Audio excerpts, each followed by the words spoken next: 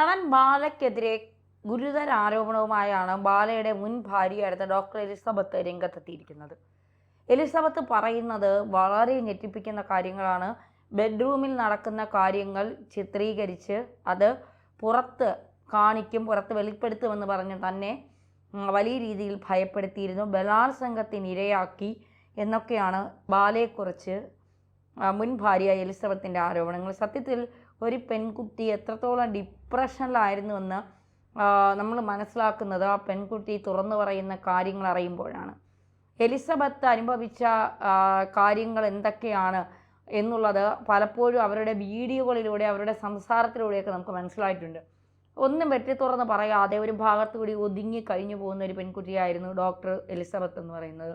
ബാലയുമായി വിവാഹത്തിന് ശേഷം എലിസബത്ത് അങ്ങനെ വലിയ രീതിയിൽ എന്താ പറയുക വിമർശനങ്ങൾ നേരിടുന്നതോ എലിസബത്തിനെ കുറിച്ച് മോശമായ കാര്യങ്ങൾ ഒന്നും നമ്മൾ കേട്ടിട്ടില്ല എന്നുള്ളതാണ്. എലിസബത്ത് വളരെ നിലപാടുകളുള്ള നല്ല എന്താ പറയുക നമുക്കേറെ ഇഷ്ടപ്പെട്ടു പോകും ആ പെൺകുട്ടിയുടെ സംസാരങ്ങളൊക്കെ കാണുമ്പോൾ. അത്തരത്തിൽ നമ്മളൊക്കെ പറയില്ലേ നല്ല രീതിയിൽ പഠിച്ച് ജീവിച്ച് വളർന്നു വന്ന സാഹചര്യത്തിൽ നല്ല സംസ്കാരത്തോടു കൂടി പെരുമാറുന്ന ഒരു പെൺകുട്ടി. ആ പെൺകുട്ടി ഇപ്പോൾ വെളിപ്പെടുത്തിയിരിക്കുന്ന കാര്യങ്ങൾ നമ്മൾ ഓരോരുത്തരും കേൾക്കേണ്ടതാണ്. എലിസബത്ത് ഫേസ്ബുക്കിൽ പങ്കുവച്ച ഒരു കുറിപ്പാണ് വലിയ രീതിയിൽ ചർച്ചയാണ്. അതിങ്ങനെയാണ്, ഞാനൊന്ന് വായിക്കാം. നിങ്ങളുടെ പ്ലാനിങ് ഇതുവരെ കഴിഞ്ഞിട്ടില്ലേ? ഞാൻ ഇത്ര വലിയ തെറ്റുകൾ ചെയ്തിട്ടുണ്ടെങ്കിൽ എനിക്കെതിരെ പരാതി കൊടുക്കൂ. എനിക്ക് PR ജോലി ചെയ്യാൻ എൻ്റെ കയ്യിൽ അധികം പണമില്ല. എനിക്ക് നിങ്ങളെപ്പോലെ രാഷ്ട്രീയക്കാരുടെയോ ഉന്നതരുടെയോ സ്വാധീനമില്ല. ഒരിക്കൽ ചെന്നൈയിൽ നിന്നുള്ള നിങ്ങളുടെ പോലീസ് എന്നെ ഭീഷണിപ്പെടുത്തി. പിന്നീട് കേരളത്തിലെ ഒരു പോലീസ് ഓഫീസർ എൻ്റെ മാതാപിതാക്കളെ വിളിച്ച് മകളെ കൂട്ടിക്കൊണ്ടുപോകാൻ ആവശ്യപ്പെട്ടു. നിങ്ങൾ എന്നെ ബലാത്സംഗം ചെയ്തു. പീഡനത്തിന് പിന്നാലെ താൻ ആത്മഹത്യയ്ക്ക് ശ്രമിച്ചു. ഞാൻ നിങ്ങളുടെ ഭാര്യയെന്നല്ലേ നിങ്ങൾ പറയുന്നത്? അതിനാൽ എൻ്റെ സമ്മതമില്ലാതെ താങ്കൾ എന്ത് ചെയ്താലും അത് പീഡനമാണ്. കൂടാതെ പണം നൽകിയുള്ള കരൾ മാറ്റിവെക്കൽ നിയമവിരുദ്ധമാണെന്നും ഞാൻ കരുതുന്നു. എനിക്കറിയില്ല. ഇപ്പോൾ പ്രതികരിക്കുന്നു.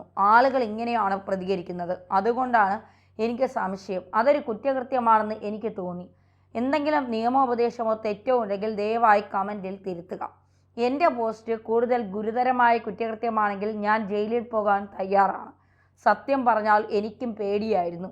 ഇനി ഞാൻ നിയമപരമായി പോയാൽ അവർ പറയും നീ അന്ന് പറഞ്ഞില്ലല്ലോ എന്ന്. ചെന്നൈയിൽ പോലീസ് മൊഴിയെടുത്തിട്ടുണ്ടെന്ന് ഞാൻ കരുതുന്നു. ആത്മഹത്യ ചെയ്യാൻ ശ്രമിച്ചോ എന്ന് അവർ എന്നോട് ചോദിച്ചില്ല. ശരി, ഞാൻ ആത്മഹത്യക്ക് ശ്രമിച്ചോ എന്ന് ഈ എഴുത്തൊഴികെ മറ്റ് തെളിവുകളൊന്നുമില്ല. കാരണം ആരും എന്നെ ചെന്നൈയിലെ ആശുപത്രിയിൽ എത്തിച്ചില്ല. എനിക്ക് മാനസികമായ സ്ഥിരതയില്ല എന്ന് പറയുന്ന എല്ലാവരും ആരാണെന്ന് എനിക്കറിയില്ല. അതുകൊണ്ട് ഈ എഴുത്ത് തെളിവായി എടുക്കാമോ? ഇങ്ങനെയാണ് ബാലയ്ക്കെതിരെ, അതായത് ബാലയുടെ മുൻ ഭാര്യ, രണ്ടാമത്തെ ഭാര്യ എന്ന് പറയപ്പെടുന്ന എലിസബത്ത് അവരുടെ ഫേസ്ബുക്കിലിടുന്നത്. സത്യത്തിൽ ആ പെൺകുട്ടി പറയുന്ന കാര്യങ്ങൾ വായിക്കുമ്പോൾ നമുക്ക് തന്നെ ഒരുപാട് വിഷമം തോന്നുന്നു. അവളുടെ സമ്മതമില്ലാതെ അവളുടെ ശരീരത്തിൽ, ഭർത്താവാണെങ്കിൽ പോലും ഭാര്യയുടെ സമ്മതം കൂടാതെ ശരീരത്തിൽ സ്പർശിക്കുന്നത് ബലാത്സംഗ കുറ്റമാണ് എന്നുള്ളതാണ്. ആ ബലാത്സംഗ കുറ്റം ചെയ്തിട്ടും കോടതിയെപ്പോലും പുല്ലുവില കൽപ്പിച്ചുകൊണ്ട് മുന്നോട്ട് പോയിട്ടും ബാലയ്ക്കെതിരെ എന്തുകൊണ്ട് നടപടിയെടുക്കാൻ പോലീസ് തയ്യാറാകുന്നില്ല എന്നുള്ളതാണ് ചോദ്യം. ബാലയുടെ മുൻ ഭാര്യ അമൃതയും ബാലയ്ക്കെതിരെ കഴിഞ്ഞ ദിവസങ്ങളിൽ ആരോപണവുമായി രംഗത്തെത്തിയിരുന്നു. മകളുടെ പേരിൽ നിക്ഷേപിച്ച പണം വ്യാജ ഒപ്പിട്ട് ബാല തന്നെ തിരികെ എടുത്ത് ഇൻഷുറൻസ് തുകയുമായി ബന്ധപ്പെട്ട ചില പരാതികളൊക്കെ അമൃതയും ഉന്നയിച്ചിട്ടുണ്ട്. അപ്പോൾ ഈ ബാല ഈ കാണിക്കുന്നതൊക്കെ നാടകമാണോ? ജനങ്ങളുടെ മുന്നിൽ നല്ലവനായി അഭിനയിച്ചിട്ട് വിവാഹം കഴിച്ച് സ്ത്രീകളെ, ആദ്യമൊക്കെ നമ്മൾ അമൃതയെ കുറേ കുറ്റം പറയുകയും അമൃതയ്ക്കെതിരെ കമൻറ്റുകൾ, അങ്ങനെ വലിയ രീതിയിൽ അമൃതയ്ക്കെതിരെ സൈബർ ആക്രമണങ്ങളൊക്കെ നടന്നിരുന്നു. പക്ഷേ പിന്നീട് അമൃത തന്നെ ഒരു വീഡിയോയിൽ അവരുടെ ജീവിതം കൃത്യമായി തുറന്നു പറഞ്ഞപ്പോൾ ആ മീഡിയയിലൂടെ നമ്മൾ എന്താ പറയുക നമുക്ക് മനസ്സിലാക്കാൻ കഴിഞ്ഞത് അമൃത അനുഭവിച്ച വേദന അമൃതയുടെ മകൾ കണ്ട് സഹിക്കാൻ വയ്യാതെയാണ് ആ പെൺകുട്ടി, പ്രായപൂർത്തിയാത്ത ആ പെൺകുട്ടി ഒരു വീഡിയോയുമായി രംഗത്തെത്തിയത്. കാരണം അത്രത്തോളമാണ് തൻ്റെ അമ്മ അനുഭവിച്ചത് എന്ന് ആ പെൺകുട്ടി മനസ്സിലാക്കിയിരിക്കുന്നു എന്നുള്ളതാണ്. പെൺകുട്ടിയല്ല, കുഞ്ഞ് മനസ്സിലാക്കിയിരിക്കുന്നു. കാരണം പ്രായപൂർത്തിയാകാത്ത ഒരു പെൺകുട്ടിയാണ്. ആ കുഞ്ഞ് മനസ്സിലാക്കിയിരിക്കുന്നു എന്നുള്ളതാണ്. അതിനുശേഷം അമൃതയ്ക്കെതിരെയുള്ള സൈബർ അറ്റാക്കുകൾ വളരെയധികം കുറഞ്ഞു എന്ന് തന്നെ പറയേണ്ടി വരും. പിന്നീട് ഈ പറയുന്നത് പോലെ വലിയ രീതിയിലുള്ള എന്താ പറയുക അക്രമങ്ങളൊന്നും എലിസബത്തിന് ഏൽക്കേണ്ടി വന്നില്ല. കാരണം എലിസബത്ത് കാര്യങ്ങൾ എന്തുകൊണ്ട് തുറന്നു പറയുന്നില്ല എന്ന് മാത്രമേ എല്ലാവരും ചോദിച്ചോളൂ. എലിസബത്ത് ഇപ്പോൾ ഫേസ്ബുക്കിൽ കൃത്യമായ മറുപടിയുമായി രംഗത്തെത്തുമ്പോൾ നിരവധി കാര്യങ്ങൾ അവർ പറയാൻ ശ്രമിക്കുന്നുണ്ട്. കരൾ പൈസ വാങ്ങിക്കൊണ്ട് കരൾ മാറ്റിവെക്കുന്നത് കുറ്റകരമാണ്. അപ്പം അത്തരത്തിൽ ബാല ചെയ്യുന്നുണ്ടോ? ആരാണ് ബാലയെ സംരക്ഷിക്കുന്ന ഉന്നത ഉദ്യോഗസ്ഥരുടെ രാഷ്ട്രീയ കാര്യം? ഈ കരൾ മാറ്റിവെക്കൽ ശസ്ത്രക്രിയയുമായൊക്കെ ബന്ധപ്പെട്ട് കണ്ണ് നേത്രരോഗ ചികിത്സയുമായൊക്കെ ബന്ധപ്പെട്ട് കുറേ ആശുപത്രികളുമായൊക്കെ ബാലയ്ക്ക് ടൈപ്പുണ്ട്. ഇതൊക്കെ കൃത്യമായി നിയമവിധേയമായി തന്നെ നടക്കുന്നതാണോ എന്നൊക്കെയുള്ള പരിശോധനകൾ ആവശ്യമല്ലേ?